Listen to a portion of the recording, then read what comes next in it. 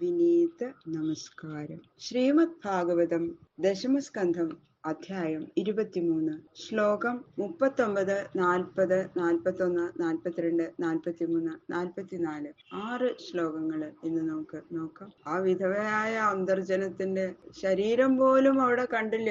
അവര് അടച്ചിട്ട് ആ അമ്മ. അപ്പോഴാണ് അവർക്ക് മനസ്സിലായത് ഭഗവാന്റെ മഹാത്മ്യം ഇത്രയാണെന്ന്.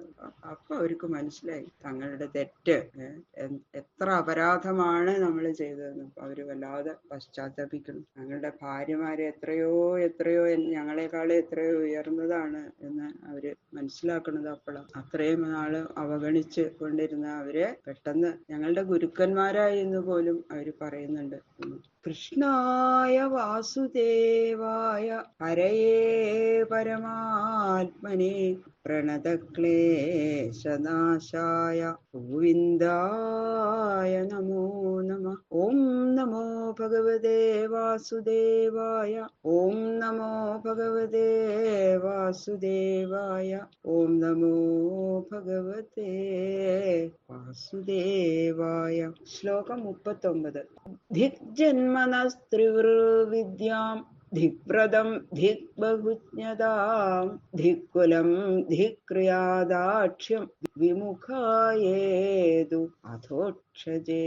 അവര് ആ വിപ്രന്മാര് തങ്ങളെ തന്നെ എങ്ങനെയാ നിന്ദിച്ചത് എന്നുള്ള വിവരിക്കുകയാണ് ഈ ശ്ലോകത്തിൽ. ഇന്ദ്രിയങ്ങൾ കൊണ്ട് സിദ്ധിക്കുന്ന അറിവ് കൊണ്ട് യാതൊരുവിനെ അറിയാൻ കഴിയുകയില്ലയോ, ആ വിധം അതിസൂക്ഷ്മ സ്വരൂപനായിരിക്കുന്ന ഭഗവാൻ കാരുണ്യം കൊണ്ട് പ്രത്യക്ഷനായി വന്നപ്പോൾ കൂടി ആദരിക്കാതെ ഇരുന്ന ഭക്തിഹീനരായ നമ്മുടെ ശൗക്ലം, സാവിത്രം, ദൈക്ഷം എന്ന 3 ഗുണങ്ങളോടുകൂടിയ ജന്മം ഇന്ന് നിരർത്ഥമായി. അപ്പൊ ഈ ജ്ഞാനത്തിന് അധികാരികളായി ഭവിക്കുന്നത് ശുക്ലം, ശുദ്ധം, നിർമ്മലം എന്നൊക്കെ പറയാറുണ്ട്. അങ്ങനെ ഇരിക്കുന്ന സത്വഗുണം അധികരിച്ചിട്ടാണ് ബ്രാഹ്മണ്യം സിദ്ധിക്കുന്നത് എന്ന അവസ്ഥയാണ് ശൗക്ലം എന്ന പദം കൊണ്ട് സൂചിപ്പിച്ചത്. സാവിത്രം എന്ന പദം കൊണ്ട് എന്താ അതിന്റെ അർത്ഥം എന്ന് വെച്ചാൽ സവിതാവായ പരമാത്മാവിനെ കുറിച്ച് പ്രതിപാദിക്കുന്ന ഗായത്രി ജപിക്കാനുള്ള അധികാരത്തെയാണ് സാവിത്രം എന്ന് പറയുന്നത്. ദൈക്ഷം എന്ന് വെച്ചാൽ യാഗാദി കർമാധികാരത്തെയും സൂചിപ്പിച്ചിരിക്കുന്നു. ഇതെല്ലാം ഉണ്ടായിട്ടും ഒന്നുമില്ലാത്ത ഒരവസ്ഥയിലായില്ലേ നമ്മളെന്നാണ് അവര് പശ്ചാത്തപിക്കുന്നത്. നമ്മള് വേദം പഠിച്ചതും വ്രതങ്ങൾ അനുഷ്ഠിക്കുന്നതും അനേക ശാസ്ത്രങ്ങൾ പഠിച്ചതും യാഗാദി കർമ്മങ്ങൾ നടത്താൻ നമുക്ക് സിദ്ധിച്ച പാണ്ഡിത്യവും എല്ലാം ഇപ്പൊ ഇതാ നിരർത്ഥം തന്നെയായി. എന്തുകൊണ്ടെന്നാൽ നമുക്ക് ഭക്തി ഇല്ലാത്തത് കൊണ്ട് തന്നെ. എല്ലാവിധ സംസ്കാരങ്ങളും ഭഗവത് ഭക്തി ഉണ്ടാവാൻ വേണ്ടി മാത്രം നിശ്ചയിക്കപ്പെട്ടതാണ്.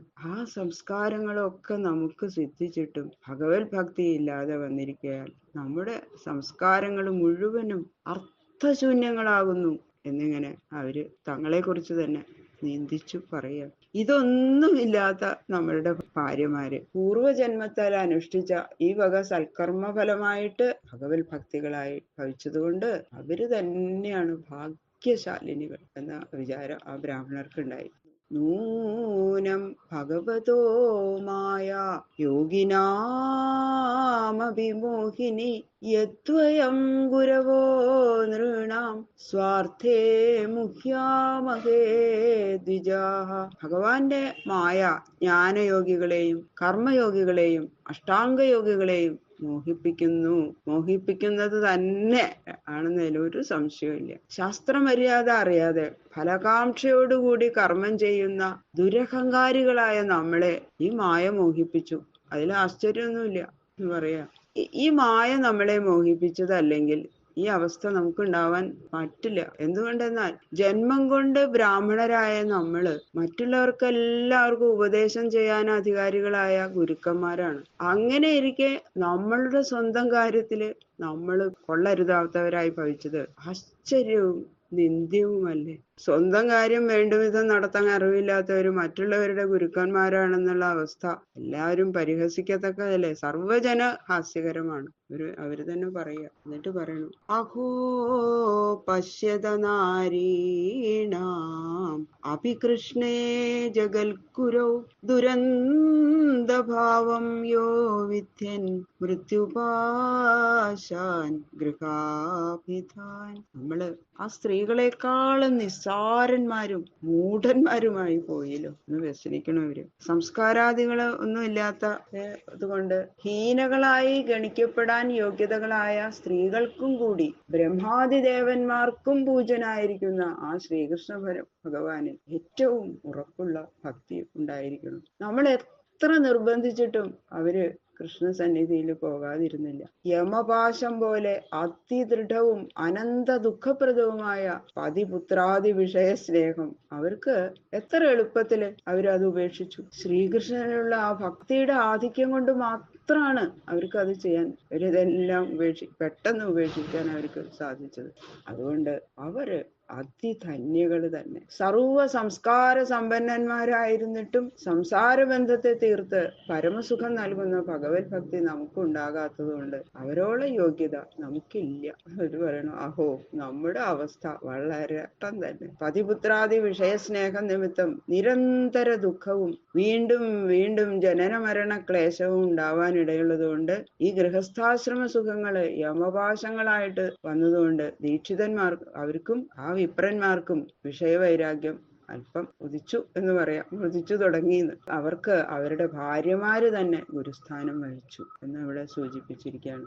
നാസാം ദ്വിജാതി സംസ്കാരോ നഹി വാസോ ഗുരാവപി ന തപോ നാത്മമീമാംസ ന ശൗചം ന ക്രിയാശുഭാഃ. സ്ത്രീകൾക്ക് ഭക്തി ഉണ്ടായത് ആശ്ചര്യമായി എന്ന് അവര് പറഞ്ഞല്ലോ. സ്ത്രീകൾക്ക് ഭക്തി ഉണ്ടായത് എന്തൊരു ആശ്ചര്യ. അത് എന്തുകൊണ്ടാണ് അങ്ങനെ പറഞ്ഞതെന്ന് അവര് വിസ്തരിക്കുകയാണ് ഈ ശ്ലോകത്തില്.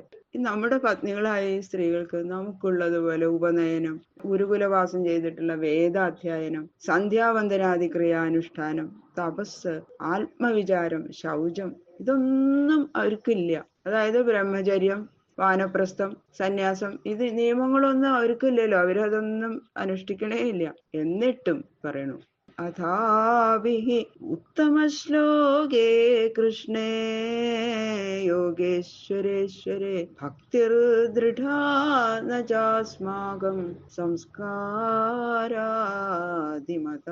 അപി. അത് മുൻപ് പറഞ്ഞ ആശ്രമാദി ധർമ്മങ്ങള് ഒന്നും ഇല്ലാത്തവരായ അവർക്ക് സംസാര ബന്ധഹേതുവായ അറിവില്ലായ്മയെ തീരെ നശിപ്പിച്ച് അന്ധക്കരണ ശുദ്ധി ശ്രവണമാത്രത്താൽ നൽകാൻ സാമർഥ്യമുള്ള കീർത്തിയുള്ളവനും യോഗികൾക്ക് സേവനുമായ ശ്രീകൃഷ്ണ ഭഗവാനിൽ ദൃഢഭക്തി ഉണ്ടായി. സകല സംസ്കാര സമ്പന്നരാണെന്ന് അഭിമാനിക്കുന്ന നമ്മൾക്ക് ആ ഭക്തി ഉണ്ടായതും ഇല്ല. ഇതിന്മീത് ആശ്ചര്യം എന്താ?